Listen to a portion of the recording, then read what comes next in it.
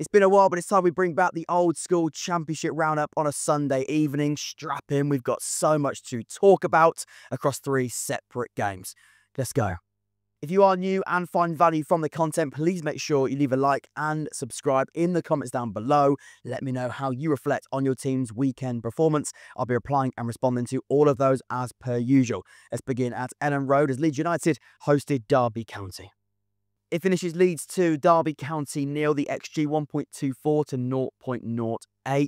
Let's start with the home side, the winning side. The only thing missing from that Leeds display is another couple of goals because the home side was superior in every department. The graph shows us how explosive this Leeds team can look when it all comes together. Bar the final 10 minutes, Derby hardly touched the ball. They never found any rhythm, or should I say Leeds never gave them the chance to find any rhythm. Over the course of the season so far, Leeds have averaged 62% possession, comfortably the highest in the championship so far, with not one team outpassing or finishing the game with more of the ball than Leeds. That's the level of control Daniel Farke adores, especially against weaker opposition at home. Leeds having a ridiculous amount of the ball is now a common theme, but it's only great if it's being used effectively and in dangerous areas of the pitch. And for large spells yesterday, that was exactly the case. This graph shows the concentration of Leeds United's play from their game against Derby. To have so much of the forward parts of the pitch highlighted in a darker shade of green shows just how often they touch the ball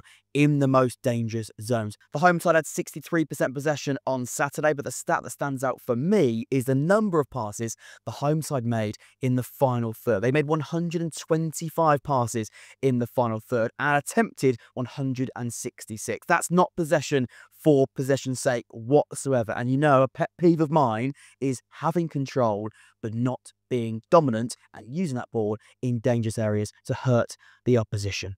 I also think it's really important we credit the defensive side of Leeds too, because that was just as good yesterday. They have the lowest expected goals against comfortably in the league. They've conceded the least number of shots with only 125 heading towards their goal. If we want to go even deeper, they've conceded the lowest XG per shot too. Very specific, but it's yet another metric that shows just how solid this team is. In this game specifically, Derby had only 0.08 expected goals.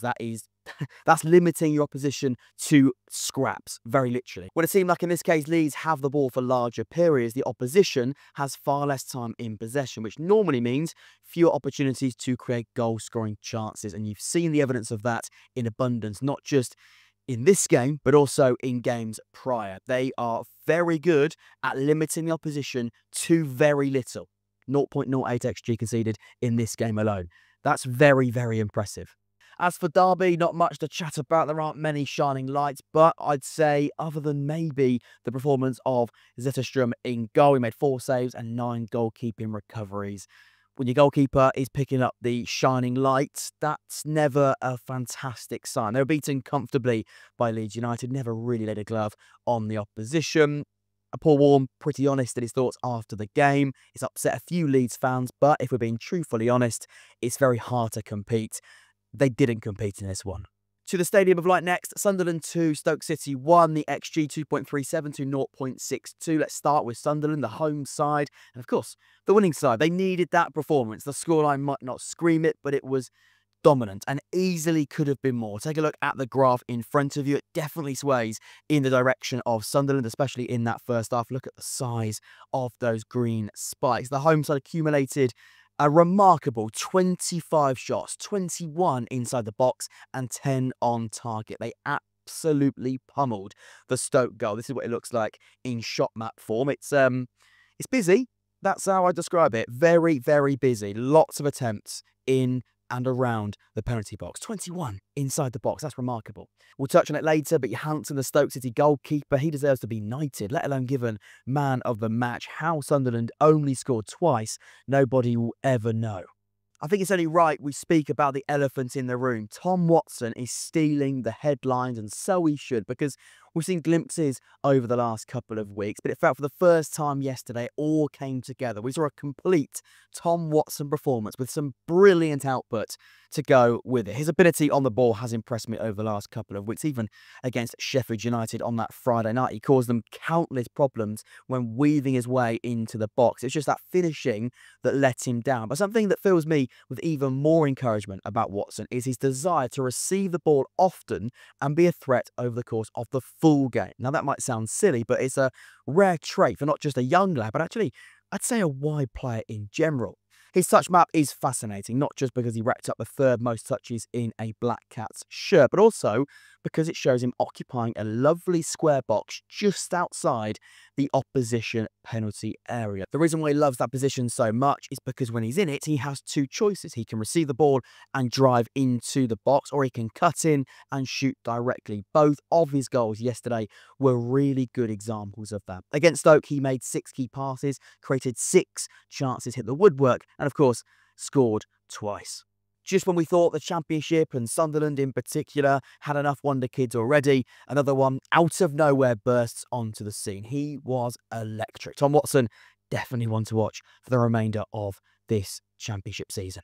As for Stoke, the biggest thing we learned or continue to learn about them is their sheer reliance on their goalkeeper, Johansson. The away side currently sits second for both shots and XG against in the Championship so far. It's just too easy for the opposition. The 2 Sunderland goals are really good examples of that. The closing down of Tom Watson was abysmal. He deserves credit for the finish, of course, but the time he has in both of those moments is such a red flag for Stoke. Is that coaching? Is that a tactical thing? Or is it just lazy defending? My guess is a mixture of all of those things. Either way, it needs resolving quickly because Stoke will be in trouble. It was far too comfortable for Sunderland in that game. And 2-1, I'd say, flatters Stoke, the losing side. That's never a great sign.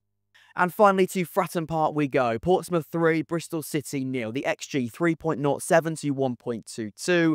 Let's start with John Mousinho's Blues. In the early stages of the season, there's only one thing I spoke about when it came to Portsmouth, and that was the importance of a distinctive identity. They had one in League One, but in the Championship, that was severely letting them down. So the biggest thing we learnt about Pompey yesterday was that's the complete version of John Mousinho's Portsmouth in the Championship. It was brilliant and by far their best since they returned to this level. This graph visualises Pompey's game plan brilliantly. Rather than focusing on total dominance in a possessional sense, it was more about being as threatening as possible when they aggressively stole the ball in dangerous areas. Portsmouth created 5 big chances yesterday, the most they've had in a single game this season, with their XG being significantly higher than their opponents. But something that really impressed me was the amount and the areas in which they had their shots. Pompey have really struggled in the shots department since the start of the season, even after that improvement when it comes to goals and points recently. They still sit bottom for shots and shots on target taken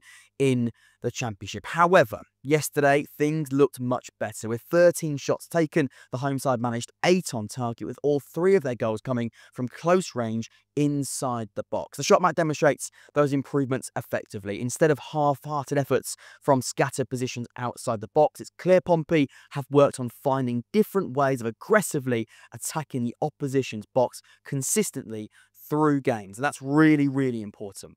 I want to chat about the opening goal because it was a fascinating watch, especially when you watch it through the eyes of another Pompey player. Although Matt Ritchie didn't touch the ball once in this move, his instructions and body language is so worth a watch. This first screenshot shows Pompey's aggressive man-for-man pressing structure for when Bristol City attempted to build out from the back. Callum Lang is occupying Marcus McGuane, as shown here. Both the wide players are marking the wide centre-backs of Bristol City. Josh Murphy here, Matt Ritchie on McNally. You've also got Colby Bishop trigger pressing Rob Dickey aggressively here. Now, I didn't mention Freddie Potts because I did that on purpose.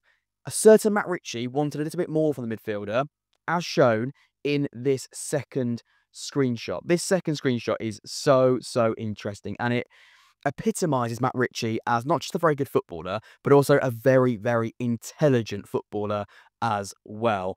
You can see Potts is not as tight to Knight as he could be. Knight's here, Freddie Potts is here, and the body language of Matt Ritchie, the bloke's going mental. He's going absolutely mental because he knows in this split-second moment that Potts isn't as tight tonight as he could be. Bristol City could bypass his press and be free. This whole plan that Pompey have got for winning the ball high up aggressively could go out the window if Potts doesn't do what Matt Ritchie is asking. The next screenshot does show Potts then aggressively playing really, really high. He has trigger pressed Knight brilliantly as soon as he received the ball from the goalkeeper. Crucial level of aggression. He forced Knight to play a hospital pass to Dickey. Murphy does brilliantly to then dispossess him. The ball then falls to Colby Bishop, who scores. And that's the identity that Portsmouth have been missing. It's intense, it's front-footed at times, it's quite direct, but that does create better opportunities without pointless possession. And Matt Ritchie, in that moment, and yes, if you go and watch the goal back, the celebration at the end of that move, when it does go into the back of the net, he goes crazy because he spotted that. And those are sort of things that you need from an individual player that's been there and done it. A bit of leadership, tell Freddie Potts to be aggressive and to stick it on them. Because Bristol City defensively were not very good. They were mistake-riddled and Pompey took advantage. But watching it through the angle and the eyes of Matt Ritchie was fascinating and epitomises what he brings to this team. And speaking of pointless possession, Pompey have picked up 7 points and scored 8 goals in their last 3 games. They've conceded the majority of the ball and made less passes in every single one of those matches. They've committed, finally, to an approach and they are reaping the rewards. Now, if Colby Bishop came back for just 30 seconds this season, that story would write itself. But instead, he's decided to not just come back remarkably early, but also even better at football. I want to show you this. Colby Bishop's touch map from yesterday. It's so interesting. The idea that Bishop's return is solely about his goal output is simply wrong. His work in build-up is crucial, and yesterday was a perfect example. His pass for Pompey's second looks so much easier than it is. The weight and perfect direction to feed it through the 2 centre-backs is mouth-watering. Bishop racked up 2 key passes and made 4 passes into the final third. He's not a penalty box striker. He wants to be involved in the play away from the box. He's a selfless runner and a big reason why Pompey are having so much more joy in the final third. Hats off to the man that they talk about having a hat a lot. So I think he's good. He's come back and he's really good.